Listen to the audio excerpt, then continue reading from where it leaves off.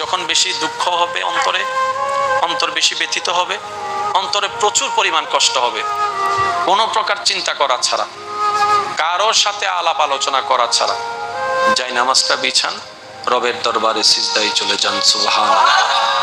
চোখটা বন্ধ করেন, চোখের পানি ছাড়তে থাকেন, মন হালকা হতে থাকবে, সিজদায় রবকে বলতে থাকেন, যা বলার বলতে থাকেন, যেভাবে বলার বলতে থাকেন।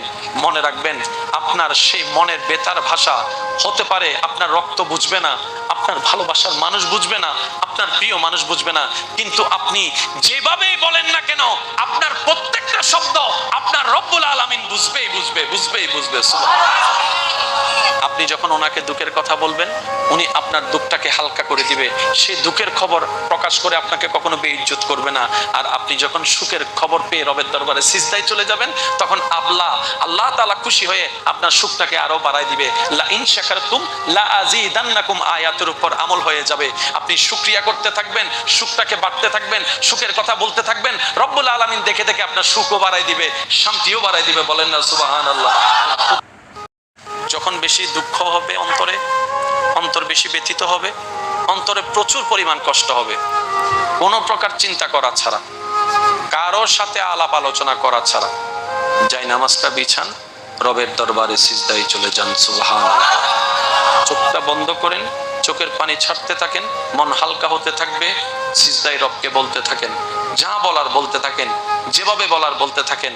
মনে রাখবেন, আপনার সেই মনের বেতার ভাষা হতে পারে আপনার রক্ত বুঝবে না, আপনার ভালোবাসার মানুষ বুঝবে না, আপনার প্রিয় মানুষ বুঝবে না, কিন্তু আপনি যেভাবেই বলেন না কেন, আপনার প্রত্যেকটা শব্দ আপনার রব্বুল আলামিন বুঝবেই বুঝবে। সুবহানাল্লাহ।